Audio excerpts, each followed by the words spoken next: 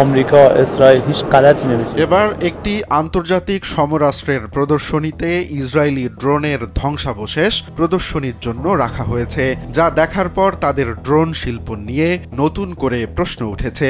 এতদিন দেশটি তাদের আকাশ প্রতিরক্ষা ব্যবস্থা ও ড্রোন শিল্প নিয়ে প্রকাশ্যে দম্ভ দেখিয়ে আসছিল, তবে এবার তাদের সেই দম্ভ চুরমার করে দিল ইরানের রাজধানী তেহরানে আয়োজিত এই বিশেষ প্রদর্শনী। ইরান এবার প্রদর্শনীতে এমন সব সমরাস্ত্র নিয়ে এসেছে যা দেখলে চোখ কপালে উঠবে যে কারোর। সম্প্রতি ভাইরাল হওয়া একটি ভিডিওতে দেখা গেছে ইরানের ভূমিতে হামলা চালাতে এসে প্রতিরোধের মুখে ভূপাতিত হওয়া ইসরায়েলের সর্বাধুনিক হেরন ড্রোনের ধ্বংসাবশেষ প্রদর্শনীর জন্য রাখা হয়েছে। পাশেই ছড়িয়ে ছিটিয়ে আছে ড্রোনের প্রপেলার, ডানা ও বিভিন্ন ধাতব টুকরোর ধ্বংসাবশেষ। আরেকটু সামনে এগুতেই যেন মাথা উঁচু করে অভ্যর্থনা জানায় ইরানের গর্ব শাহিদ সিরিজের সকল ড্রোন। তৃতীয় প্রজন্মের খোরদাত বিমান প্রতিরক্ষা ব্যবস্থা, রুশ যুদ্ধবিমান সুখোই সু-22, অত্যাধুনিক রাডার সিস্টেম ও আধুনিক প্রতিরক্ষা কন্ট্রোল রুমের সঙ্গে ক্ষেপণাস্ত্র সজ্জিত লঞ্চিং প্যাড।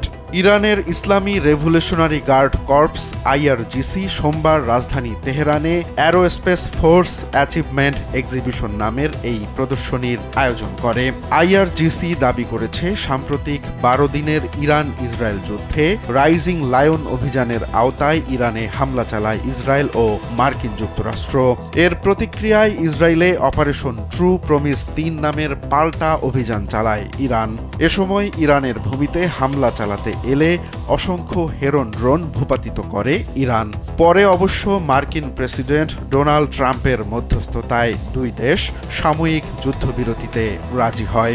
এই প্রদর্শনীতে এবার তেহরান যেন বার্তা দিল যে তারা এখন মধ্যপ্রাচ্যে সবচেয়ে অপ্রতিরোধ্য শক্তি।